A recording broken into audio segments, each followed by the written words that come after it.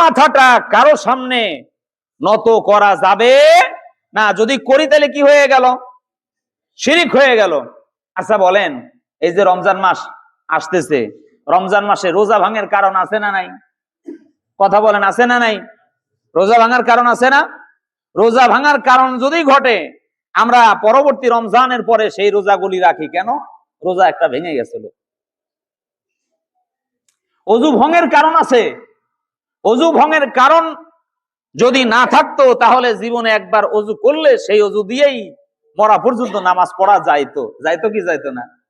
কিন্তু অজু ভঙ্গের কারণ থাকার কারণে অজু ভঙ্গ হয় যেই কারণগুলো ঘটলে, সেই কারণগুলো ঘটার পরে আমরা পুনরায় অজু করে নামাজ পড়ি। পড়ি কি পড়ি না?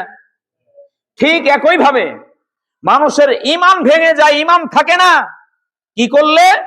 শিরিক করলে। কি করলে বলেন তো? কি করলে? শিরিক করলে। শিরিক কি? এই মাথাটা আল্লাহ ছাড়া কারো সামনে যদি কেউ নত করে তাহলে সে শিরিক করলো, তার ঈমান শেষ, তার ঈমান ভেঙে গেল। কোন মাজারে যদি কেউ সেজদা করে তাহলে তার ঈমান নষ্ট হয়ে গেল, ভেঙে গেল।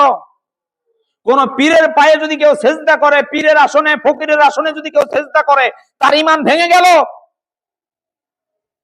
মাজারে যদি কেউ দান করে, সাদকা করে, তাহলে সে শিরিক করলো, তার ঈমান ভেঙে গেল। কেউ যদি পরিত্রাণ পাওয়ার আশায়, কোন রোগ বালাই থেকে মুক্তির আশায় কেউ যদি তাবিজ ঝুলায়, কি ঝুলায় বলেন তো?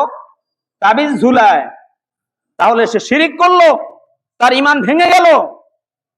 কেউ যদি ওই যে মাজায় কি নেয়, জালের কাঠি আছে, এক সময় দেখতাম আমি ছোটবেলা, জালের কাঠি বিভিন্ন জন পড়ে দিত, এগুলো শিরিক।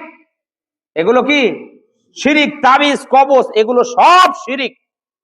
এগুলো নিলে তার ঈমান থাকবে না, নতুন করে ঈমান আনতে হবে এগুলো ফেলে দিয়ে। এগুলো কি দিয়ে? ফেলে দিয়ে। তারপরে বিভিন্ন গাছের সামনে, বট গাছ আছে না, বট গাছ পূজা করে।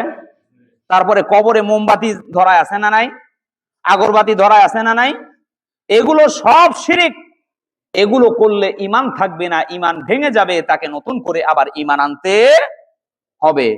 তাহলে যারা শিরিক করবে না, আল্লাহ তাআলা এই 15 শাবানে তাদেরকে ক্ষমা করে দিবেন। সুবহানাল্লাহ। আর একটা হলো বিদ্বেষ পোষণকারী। কি বলেন তো? বিদ্বেষ পোষণকারী, যাদের মধ্যে বিদ্বেষ, যারা বিদ্বেষ পোষণ করবে না, আল্লাহ তাআলা তাদেরকে ক্ষমা করে দিবেন। সুবহানাল্লাহ। প্রতিবেশীর একটা ছেলের চাকরি হয়েছে, সরকারি জব, গভর্নমেন্টে জবের সুযোগ হয়েছে, একটা টাকাও লাগে নাই। এখন তার প্রতিবেশী আর একজন বলতেছে, অমুকের ছেলের চাকরি হইল, আমার ছেলে এত শিক্ষিত চাকরি হইল না, সরকার আর লোক পাইল না, ও মুখের ছেলের চাকরি দিল, মনে হয় ঘুষ দিয়ে চাকরি দিছে। আচ্ছা, এরকম বলি কি বলি না?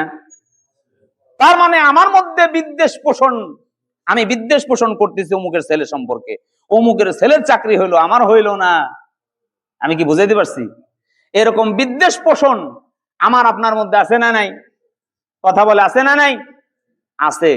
প্রতিবেশীর ভালো দেখলে যদি আমার জ্বলে, কারো ভালো দেখলে যদি আমার ভিতরে জ্বলে, তাহলে আমি বুঝবো যে আমি বিদ্বেষ পোষণকারী, তাহলে আমি ক্ষমার অযোগ্য। এই 15 শাবানে আমি ক্ষমা পাচ্ছি না। আল্লাহ তাআলা এই 15 শাবানের রাত্রিতে, শবে বরাতের এই রাত্রিতে আল্লাহ তাআলা 2 শ্রেণীর মানুষ ব্যতীত সকল মানুষকে, সকল সৃষ্টিকে আল্লাহ তাআলা ক্ষমা করে দেন, যাদের মধ্যে শিরিক থাকবে না আর যারা বিদ্বেষ পোষণ করবে না। তাহলে আপনাদের কাছে এখন আমি বলি, কারো সম্পর্কে বিদ্বেষ পোষণ করা যাবে? আচ্ছা, বিদ্বেষ যদি অন্যের সম্পর্কে পোষণ করি, তাহলে দিলের জ্বালাটা বাড়ে কার? ওই ব্যক্তির বাড়ে না আমার নিজেরই বাড়ে? বলেন তো, কথা বলেন, আমার নিজেরই বাড়ে না? আমার নিজেরই কিন্তু বাড়ে। সারা রাত আমি নিজেই ঘুমাইতে পারি না, অমুকের সম্পর্কে এত কথা বললাম, তারপরে অমুক এটা কথার জবাব দিল না, আসলে লোকটা বেশি এটা সুবিধার না, ভালো না। এরকম আছে না নাই? আমি নিজেই জ্বলতেছি, আসলে সে তো কোনো কথাই বলে না, সে তো চুপচাপ আছে। ভাই, অন্যের সম্পর্কে বিদ্বেষ পোষণ করা আমরা ছেড়ে দেই, যাতে আমরা সাধারণ ক্ষমা, কি ক্ষমা বলেন তো, এই 15 শাবানে সাধারণ ক্ষমা পেতে পারি। আল্লাহ তাআলা আমাদের সকলকে তৌফিক দান করুন। সকলে বলি আমিন। সুবহানাকাল্লাহুম্মা ওয়া বিহামদিকা আশহাদু আল্লা ইলাহা ইল্লা আনতা আস্তাগফিরুকা ওয়া আতুবু ইলাইক।